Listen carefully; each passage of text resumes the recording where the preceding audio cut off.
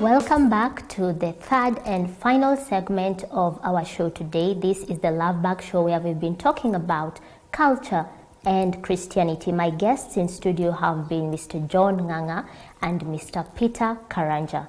Mr. John Nganga, now that you have taken us through both the acceptable and the unacceptable traditions in Kenya, in 5 minutes, will you just summarize this for us, for our viewer who is watching you out there? I want to say 3 very important points on this topic.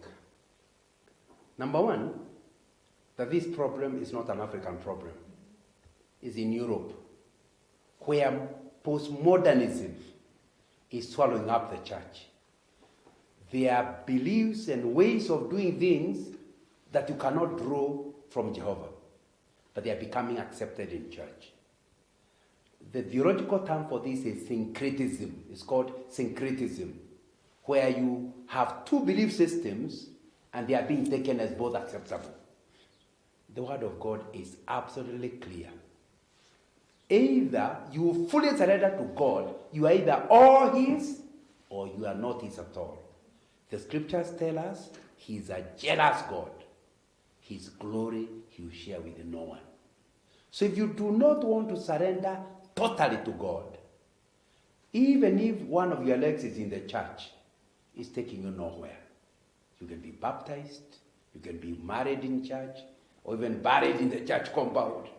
But if you have not totally surrendered your life to God, and you are mixing 2 sources of beliefs, you certainly are not going. My book on marriage, I told the title is not choosing a life partner, it's finding a life partner. My emphasis is that the last choice a Christian makes is the choice of Christ. From then onwards, you will never choose again. Every time you have a choice to make, you go to God and say, what's the best thing for me? You surrender your choice to God. That's why your job is not to choose. Your job is to find what's God's choice for you, for a career, for a job, for a wife, for a husband.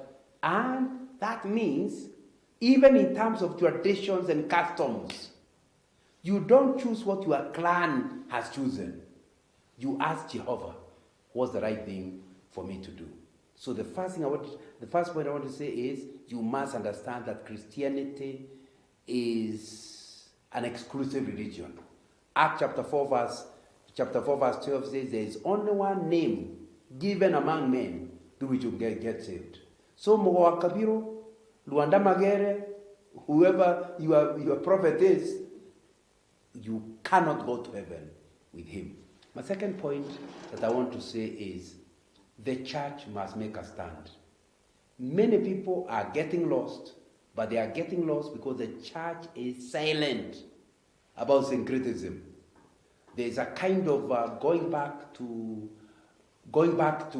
those belief systems, and the pastors are quiet. For example, we are circumcising boys, the church is doing it, and then instead of Christian elders who know culture but also know Christianity being the ones to advise boys, they are taking elders, Luo Council of Elders, Kikuyu Council of Elders, bring them to church to teach the boys beliefs that contradict the Bible, and yet the organizer is a pastor. So my second point is, you can't do that. The church should, of necessity, be able to say this is okay, this is not okay.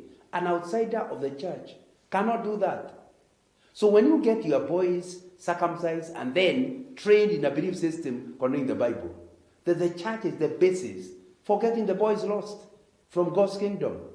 So I'm saying my second point is, the church must make a clear stand that the people that are approved by the Bible are the only ones who can actually be determining, according to the scriptures and the criteria you have looked at, what we can take on. And finally, my third point on this issue is that we need to again remember, not everything in our culture is bad. We should therefore not throw the child with the bad water. we must be careful to understand there are things that are in our culture and we are proud to keep them.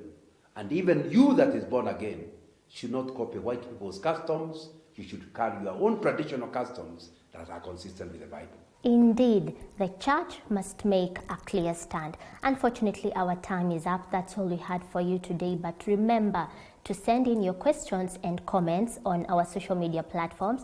On YouTube, we are at Champions TV Kenya. On Twitter, we are at Champions TV Kenya. Facebook, we are at Champions TV Kenya fan page.